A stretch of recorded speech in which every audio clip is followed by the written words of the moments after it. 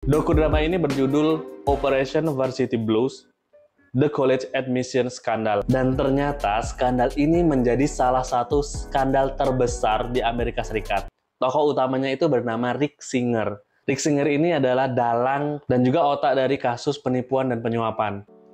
Jadi Rick Singer ini menawarkan pintu samping.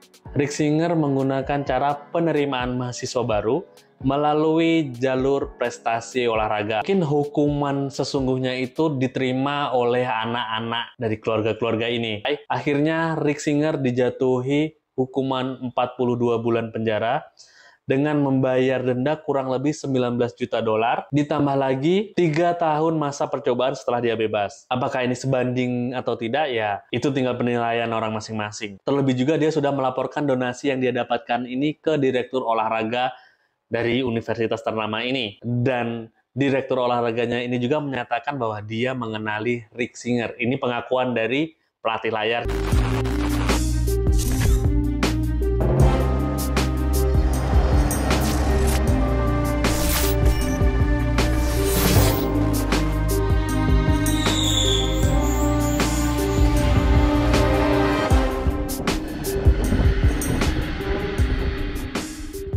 Ya, itu mungkin secara singkat bagaimana alur cerita dari film ini ya. Tetapi aku pilah-pilah seperti yang aku sebutkan tadi, tidak secara utuh dari awal sampai akhir bagaimana alur cerita filmnya.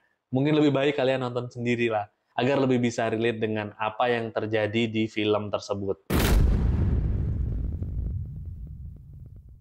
Sebagai orang awam, akhirnya timbul pertanyaan dari diri saya. Sebenarnya memang ada nggak sih di dunia ini hal-hal seperti ini? Bagaimana tidak seadil itu kehidupan yang didapatkan hanya berdasarkan status sosial? Terlebih lagi, ini kan di dunia pendidikan ya, di mana kita mengharapkan adanya kesempatan yang sama bagi semua yang memiliki keinginan untuk mendapatkannya. Bagaimana kasus penyuapan ini bisa terjadi? Apakah konspirasi seperti ini juga ada di sekitar kita?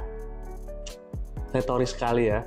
Mungkin bisa kita analogikan konspirasi ini seperti terbentuknya pasar, di mana biasanya setiap pasar yang muncul itu selalu diawali dengan adanya peluang. Ketika ada peluang, tentu kita akan melihat adanya penawaran untuk memenuhi peluang tersebut. Nah, jika sudah ada penawaran ini, tinggal menyeimbangkan bagaimana penawaran bisa seimbang dengan permintaan. Kita kembali lagi dengan kasus konspirasi seperti penyuapan ini. Apa peluang yang dilihat? Tapi mungkin sebelum kita menjawab itu, mungkin kita harus tahu dulu.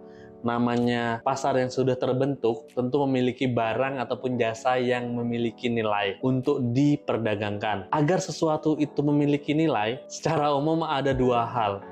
Yang pertama, sesuatu itu akan memiliki nilai jika dia sukar didapatkan ataupun banyak yang menginginkannya. Yang kedua, sesuatu itu akan memiliki nilai jika memiliki kualitas ataupun prestis yang tinggi. Mungkin teman-teman anak ekonomi bakal lebih paham lah tentang ini ya. Mungkin bakal menyebut nilai guna, nilai waktu, nilai tempat, dan lain sebagainya. Tapi kan aku nih awam ekonomi ya, mungkin akan dilihat dari dua poin itu saja dulu. Untuk poin pertama, yaitu sesuatu itu akan bernilai jika sukar didapatkan ataupun sulit didapatkan, tetapi peminatnya banyak. Mungkin kita bisa sedikit kepo ya, seberapa banyak siswa yang lulus sekolah menengah dan seberapa banyak yang akhirnya bisa masuk ke kampus-kampus. Ini kalau kita lihat di Indonesia saja, dari tahun 2014 sampai dengan 2019, tidak sampai 20% yang mendaftar di SBMPTN itu bisa lolos menjadi mahasiswa.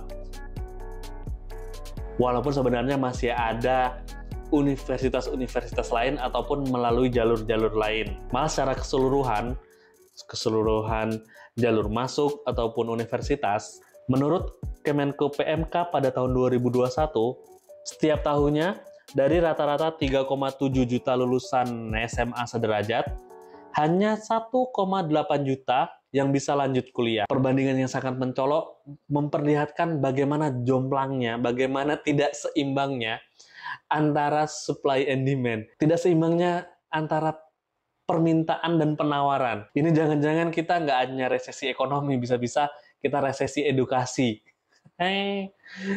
Entah apa istilahnya nggak tahu.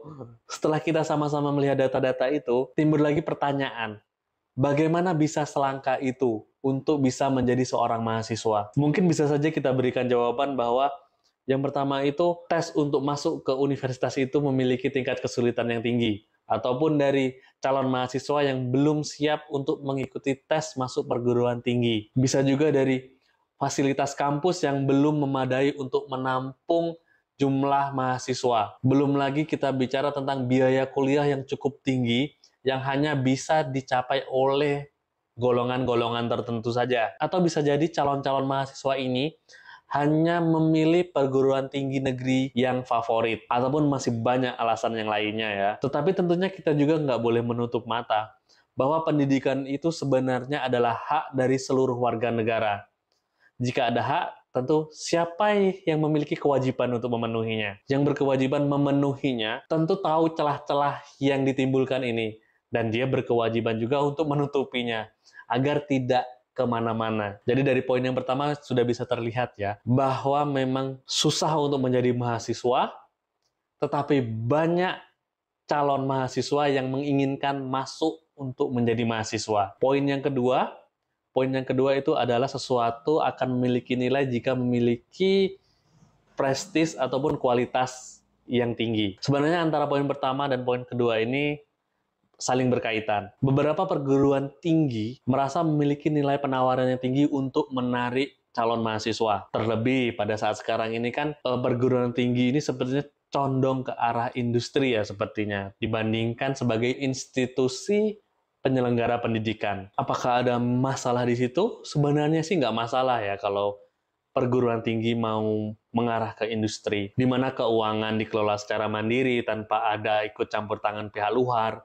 sampai tidak ada campur tangan pemerintah. Tetapi mungkin akan bisa timbul masalah ketika hanya masalah keuangan saja yang tidak ada ikut campur dari pihak luar. Tetapi kegiatan-kegiatan lain di kampus itu masih ada campur tangan dari pihak luar, bahkan dari pemerintah ya. Dalam hal ini bisa kita sebut saja ada campur tangan politik di dalam universitas tersebut, walau sifatnya sebenarnya mungkin bisa jadi personal ya, bukan secara institusi. Tetapi hal tersebut malah bisa mengotori kesucian perguruan tinggi sebagai institusi yang netral, independen, lugas, dan memiliki pandangan akademik sebagai pencetak manusia yang cerdas, kritis, berprinsip, dan diharapkan bisa menjadi tulang punggung bangsa ini ke depannya. Oke, cukup.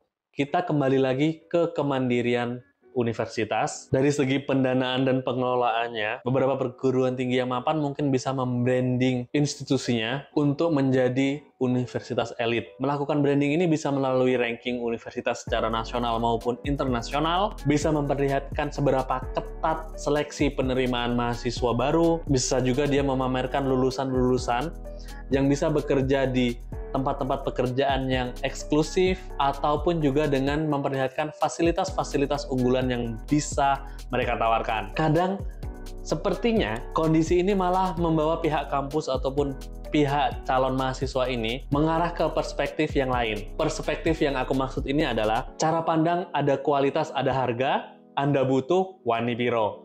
Mungkin sedikit-sedikit kita coba dari perspektif kampus dulu. Dari pihak kampus sendiri tentunya ingin mendapatkan pemasukan ya, untuk meningkatkan kualitas sumber daya manusia maupun sarana dan prasarana. Terasa wajar mungkin jika pihak kampus membutuhkan dana yang lumayan besar untuk mendanai berbagai kegiatan ataupun pembangunan untuk membuat kampus itu sendiri menjadi kompeten dan memiliki daya saing sampai bertaraf internasional, dan juga bisa mencetak generasi-generasi yang unggulan. Atau setidaknya dana-dana tersebut bisa membantu anggaran dari pemerintah, di mana anggaran itu sendiri menurut Menkyu di tahun 2023 saja ada 603,8 triliun rupiah untuk memastikan konsistensi 20% anggaran belanja negara dari APBN terrealisasi untuk pendidikan. Tentunya angka sebesar itu tidak masuk ke universitas ataupun kampus-kampus saja ya. Tentunya ini masih dibagi-bagi ke beberapa segmen, digunakan untuk berbagai macam dalam bentuk format yang berbeda, banyak bekerja sama dengan lembaga-lembaga yang lain, ataupun sampai ke Pemda juga. Tetapi ada khusus untuk perguruan tinggi, memiliki dana abadi pendidikan sebesar 69,5 triliun. Sedangkan kalau menurut website dari Kemendikbud, 7 triliun rupiah itu dana abadi untuk PTNBH. Apa itu PTNBH?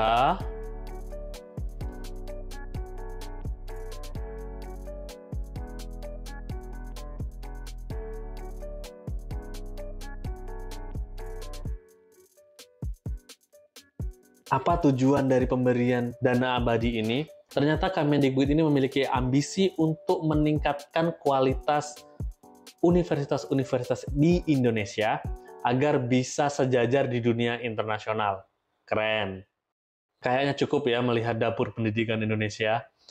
Soalnya agak bingung juga saya karena saya awam, nggak paham anggaran, apalagi angkanya udah triliunan, aduh udah nggak ngerti lagi. Nah, mungkin atas dasar kebutuhan kampus yang beragam dan juga mengharuskan biaya yang tinggi, akhirnya kalau kita meminjam istilah dalam film dokumenter tadi ya, akhirnya kampus membuka pintu belakang untuk menerima donasi dari pihak luar. Sebenarnya sih nggak ada jeleknya, cukup bagus, karena dengan adanya pintu belakang itu, kampus bisa sedikit bermain dengan subsidi silang mungkin, ataupun dengan realisasi pembuatan laboratorium penelitian nuklir, ataupun pembangunan perpustakaan bertaraf internasional untuk bisa mengakses jurnal-jurnal yang kredibel, ataupun bisa juga untuk membangun hotel, ataupun penyewaan gedung untuk pemasukan, ya siapa tahu kan, lumayan untuk pemasukan kampus, agar bisa menjalankan operasional kampus. Tetapi kembali lagi, adanya pintu belakang tadi sangat beresiko untuk menimbulkan adanya pintu samping lagi. Kalau pintu belakang itu untuk keuntungan kampus, ternyata pintu samping ini tentunya keuntungannya tidak untuk kampus,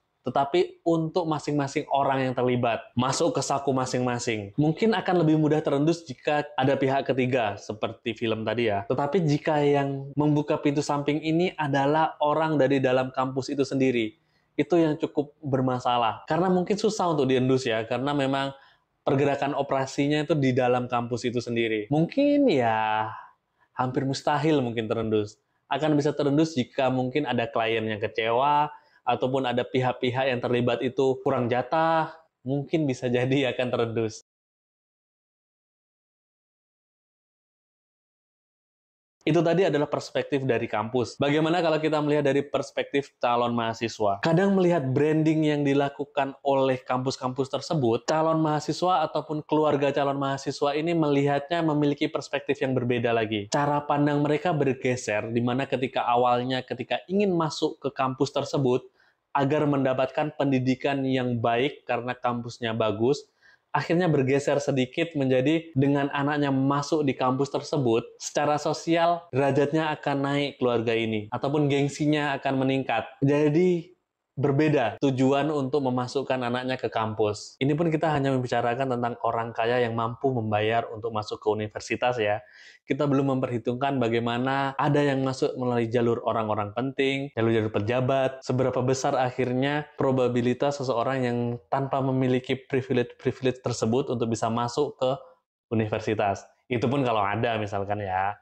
Ya mungkin nggak ada sih. Dan secara kebetulan juga ketika aku mempersiapkan video ini, banyak berita-berita yang muncul memberitakan tentang pimpinan perguruan tinggi yang terjerat kasus, yang kurang lebih kasusnya mirip dengan dokumenter tadi. Dan itu pun tidak hanya satu perguruan tinggi. Walaupun sebenarnya aku juga tidak begitu paham bagaimana kasusnya ini berjalan, setidaknya dengan pemberitaan-pemberitaan itu menyadarkanku bahwa sebenarnya ada loh potensi-potensi timbulnya bursa pasar penerimaan mahasiswa baru di sekitar kita. Atau kalian sendiri juga pernah merasakannya? Sepertinya tidak bisa juga disalahkan ya. Institusi pendidikan baik itu dari level universitas, sekolah menengah, sekolah pertama, sekolah dasar, mungkin mulai mengarah ke arah industri. Bisa jadi mungkin sistemnya memang mengarahkan mereka ke arah tersebut. Dan kita juga tidak kuasa untuk menahannya. Dan menurut opini pribadiku secara awam ya, sebenarnya ada baiknya jika pendidikan ini terpisah dari urusan mencari tunjangan, dari urusan mencari seseran, dari urusan mencari relasi untuk naik jabatan, ataupun